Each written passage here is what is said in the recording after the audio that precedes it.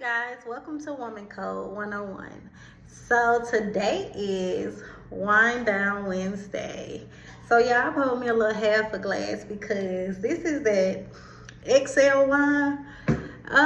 Cherry flavor, I don't know. I'm not really feeling it, but it was the only wine that I had in the house. And I felt like we should just wind down a little.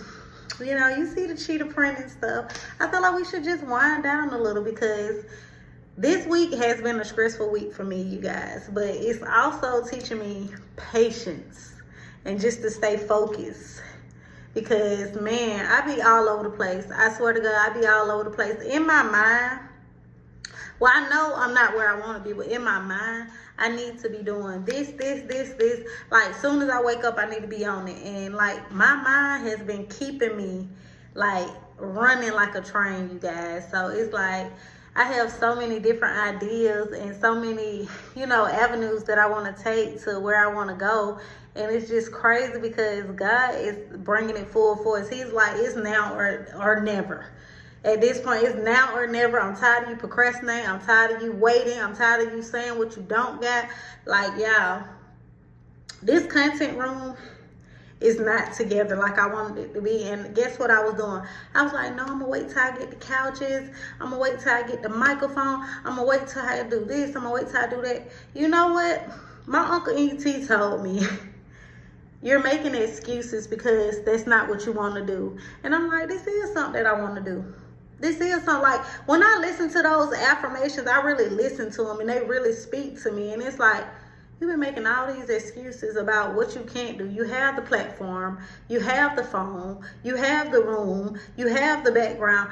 Get it started. All that stuff will come into play once you get it started. You have to start from somewhere. So today, y'all, I just want to let y'all know, if you're doing something and you're positive about doing it and you're passionate about doing it, do it.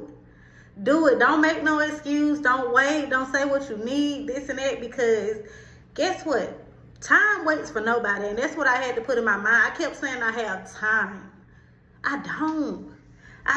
With the way everything going in the world, baby, we don't have time to wait for nobody. Like, I've been saying, oh, I'm too tired when I get off work. I'm too this, I'm too that. Okay, now you got 4 days off of work. What you gonna do with it? You got 4 days off. You went and handled your business this morning. What are you gonna do? So guess what I told myself? I said, I'm going to be more consistent with what I want to do. And as you can see, baby, I'm in my content room. And, baby, I'm giving y'all going to get this Woman Code podcast, whether you like it or not, baby. And then you're going to see us grow. So if you're here, we're about to grow. We're going to grow together. You're going to hear different things. You're going to see different things. So yeah, with this episode of Wind Down Wednesday, it's a little bit different. It's not really that different, but it's worth the wine. But I was just thinking about me being on this healing journey and just not dating right now is so crazy to me. Like, I be feeling like I want a little man or something like that, but then I be like, I don't have the patience or the time for it, y'all. I don't even be in the mood for shit like that. Like, I meet people and I honestly don't even, like, we might text for a couple of days. You might have me for 3 days texting back to back. We don't set up a date and everything. I never show up. I just stray off because it's going to be something that I don't like. It's going to be something that stands out to me that I just can't do it. And that's why I say, like, I need to heal because in my mind, I'm just traumatized from a lot of shit. Like, when I say for the last 3 years, the guy that I was just dealing with was a narcissist and a womanizer, baby. He dragged me. So when I say he dragged me, not in the literal sense of dragging me across the floor and shit like that, but I'm just saying because he wanted me to bring, he didn't want me to be on my high horse. He didn't want me to have this confidence. He hates my confidence at this point. He hates me to look good. He hates me to look pretty. He hates that shit about me. And it's like, when he had the moment, like when I lost everything, he was right on the side of me. Like, the nigga had the money to change everything that was going on around me, but he really wanted to see me fail because since he's been in my life for the 10 years, 11 years he's been in my life, like, he has never seen me down bad. And so when he got the chance to see me down bad, he really wanted me to suffer. And I just felt that. I'm like, damn, like, what the fuck is this? Like, why would you want to see me suffer? I have a child by you, this and that.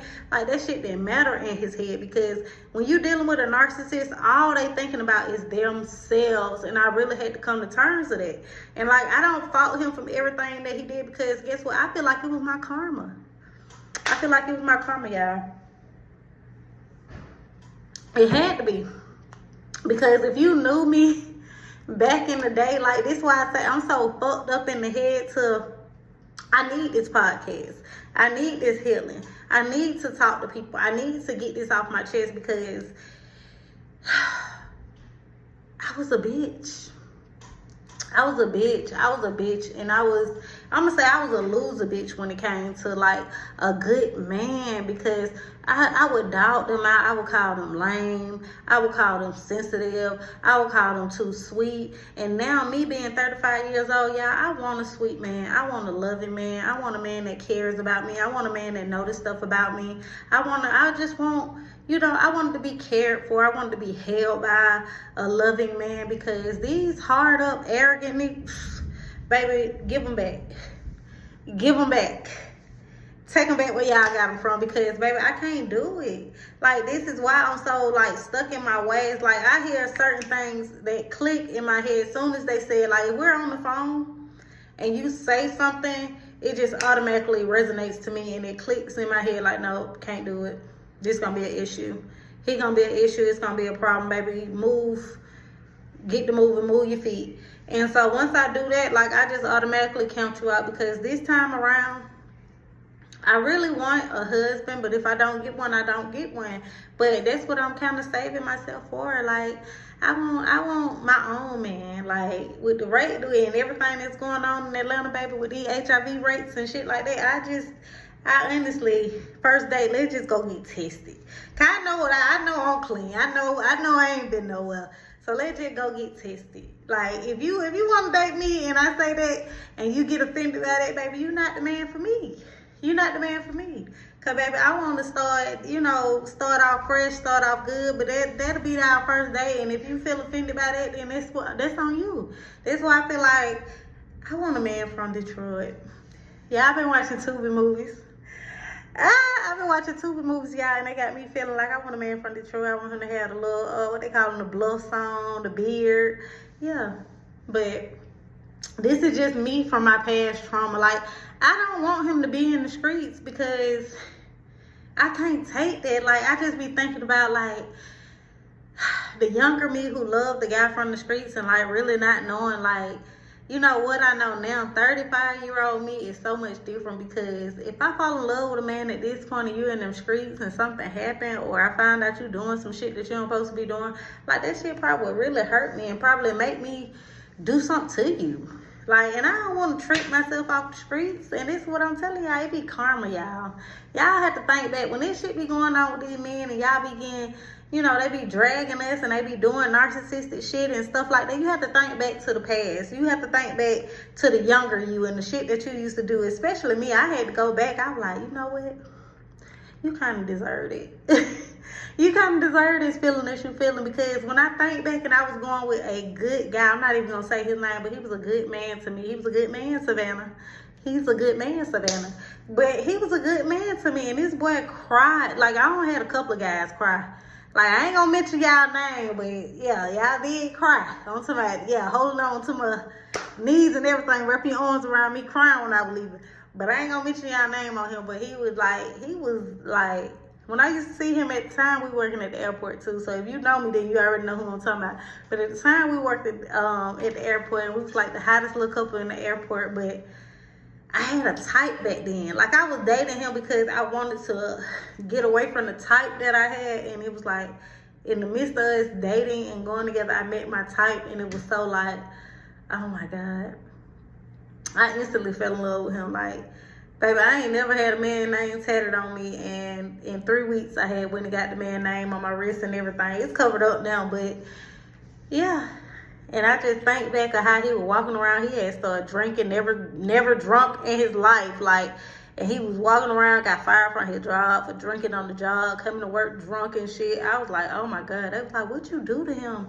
Like, he was changing. Like, his mama called me and was like, I just don't like how you just did him, and he's, you know, he's going through a lot, and you got him, he's not even acting like himself, and this and that, and he's saying he might commit suicide. Like, that's, and when I think back to this stuff, like, I don't even know what I said to that. Like, I probably said some foul shit to that. I probably said some crazy off the wall shit to his mama. I ain't, you know, I can't remember what I said. Like, I might have said some mean shit to him, because when I get mad, y'all, I think I black out. Because the stuff that people tell me that I did and said when I was mad, I just don't believe it. I be like, what? I said that? But I'm so sweet. I'm such a sweetheart. I said that? Yeah, you said that. You said that. So it be karma, y'all. It be karma. So everything that I went through, even though I got to heal from it, because it was one of them things, like, I love this man. I love this man down. Like, I'm not even sure if I'm all the way over the man, but I know that I will never let him back in my life. Just, you know, the way of the things that we did and the shit that we, you know, went through. I just feel like in a tough time, I ain't never been with nobody when I've been going through something. I was with you while I was going through it, and you had the power to change it, and you didn't. And I just feel like that made me look at you totally different. So when I look at you totally different, it's really no coming back from it. Like, it ain't no coming back from it. Like me, I'm the type of person, I can love you from a distance. I can love you from a distance, baby. And because we got a son together, so we're going to see each other for 10 more years, baby, I can love you from a distance. But the shit that I endured, I ate it. Baby, I ate it. I fully accept it. I fully understand it, because you got to understand the shit that you do in the dark will come to the light one day. And I ain't going to say that, you know, that he didn't deserve some of the shit that happened to him, or I didn't deserve it. You know, I'm just understanding more. I have to break shit down in my head, because the old Amber used to just react. Soon as something happened, I react off impulse. Like, it don't matter what it is. I might swing, I might yell, I might cuss, I might fight. Like, you just know, you just never know. So it's like one of them things, like, now that I'm grown and I'm actually in tune with God, and I'm learning and I'm getting to this spiritual side. No, I'm not, you know, a Christian person just yet, you know. But I'm working my way to it. I'm building this relationship with God, and he's, you know, aligning with everything that I want to do, and he's telling me what I need to do. Like, at first I was just doing stuff on my own. Like, whatever I wanted to do, I just do it on my own, and didn't even incorporate this man as if he didn't need to be in it. And now I can't do nothing without him. I have to put it in his hands. When I know, well, now that I can see and the vision is so clear to me, anything that's above my thinking process, I give it to him. Because if it was left up to me, baby, I made some bad decisions. And I can't even, you know, I can't even blame it, you know, just solely on me, because I never had an example of how a man's supposed to treat a woman. Because the women in my family, they ain't never had good men. Like, if they say they did, they lying. It wasn't never in front of me, and baby, I've been on this earth 35 years. Show it to me. I ain't never seen it. Like, my grandma, she was with one man, and, you know, shit went left, and I ain't never seen her with a man ever again in 30 years. Not even the day she passed, baby. I ain't even see a soul come up there and say they used to be my lady. I used to love her. But granted, my granddaddy died, but you ain't never had no boyfriend, no nothing, grandma, after this, because my mama said they was still, like, in high school when she divorced their daddy. So I'm trying to understand, like, you ain't get a friend, you ain't get a nothing. And I just find it to be so depressing sometimes, like, to just die alone and never meet that person that you're supposed to meet, never to have your person. I don't know. Sometimes I feel like I could just be single for life, but then again, I be like, I be wanting to share these moments with somebody. I be wanting to call somebody when something good happened to me, other than my mom and my sister and my family and stuff like that. I be wanting a significant other, but these men ain't built the way we need them to be built these days. Like, they be undercover, they be, you know. And then here in Atlanta, Georgia, I'm just learning about the HIV rate, and I'm so happy I've been with the same person for the last this many years. And, you know, because it's scary. it's scary out here. Like, that's why I say our first day, baby, let's just go to the clinic. Let's do our tests and this and that. Like, let's get it done, because I don't want to invest no time into you and start dating you and thinking everything okay, and you know some shit happened, or you ain't went in 5, 6 years, 2, 3 years. Like, no, let's just go on there and then after that we could just live happily ever after. We can have some fun and do us and shit like that. But I ain't finna risk it. I ain't gonna chance it, honey, cause I'm scared. I'm scared, y'all. But this little wine, I don't know, y'all. Now, I might have said earlier that it was kind of nasty. But it's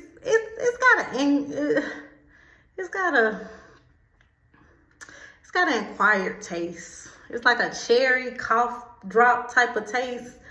It might taste a little bit better if it was a little bit colder. Like, I don't know if wine get like the ice in it, baby. I might need to put some ice in it and drink it. But yeah. But y'all, this podcast is so crazy to me because I'm finally getting it started, you guys. I'm finally like I just want to be consistent with it. Like, I feel like I talk so much already. If you know me, you know. So I just feel like I want it to be enjoyable. Like, I can't wait till I really set this room up and really like start having guests and get everything. And that was one of the things that I had to tell myself, like, get started. Get started. Like, you keep making all these excuses. Like, you went through a breakup, you had hard times, you this and that. Baby, you have a testimony, you have a story to tell. And I can't wait to hear others. Like, when I really get into depth of just situations and stuff that happened, just like somebody asked me, and I have to clarify this. No, my mama did not sell me off to a drug dealer. My mom would call me over. I was like 17 to 18. Like, her house was like a it house, like the card house, the gambling house, the dope boy house, all that type of house. So she would get random people over there. And if my mom want to lock into whatever she, prefers to do, or, she wants some extra or whatever, like, if you're dating me, then guess what? You're going to be, nice to my mom, and she feels in her head, and that was just her train of thought. Remind you, I told you my mom has an addiction, so this is an addiction mind thinking. So she's not thinking on behalf of me, her daughter, and making sure I'm good. She's thinking on behalf of her addiction. So if she, tells me to come over there, the man is going to automatically like me. I never showed up nowhere where nobody didn't like me, and they was like, nah, I don't want her. But, and I done showed up and like, don't ever call me over here about no shit like this. But, it's just different strokes for different folks. But no, she did not sell me off. She would call me over there. If the guy is cute or he, looked like he got a lot of money, I probably would talk to him. And once I started talking to him and texting, yes, he's going to be nice to my mom and give my mom whatever she wants. And that was her thought process. No, she didn't sell me off as a child like, oh, yeah, take my daughter, do whatever you want, like a trafficking victim or shit like that. No, it was totally up to me after that, like, to pursue or keep it going and this and that. Of course, everything that's shining, it looks good at first, so it looks good at first. So I'm a young girl.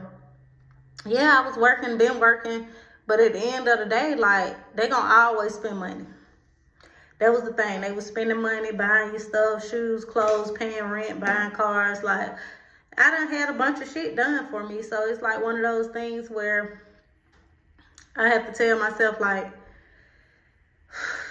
baby, you need to heal.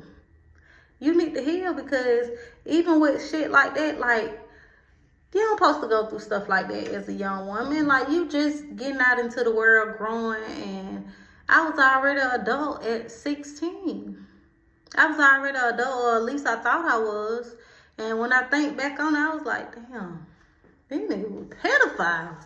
But like they say, you're not a pedophile if you have money. If you're a dope boy with money, you're not a pedophile. So they don't label that as a pedophile. They like, oh, I just like younger women. No, you like too young of a woman, because it's not like I was hiding my age. It was only one man that I told, well, a couple of people I told that I was older than what I was. But at the end of the day, baby, you you know a young girl when you know a young girl. Like, I ain't but this tall. I just got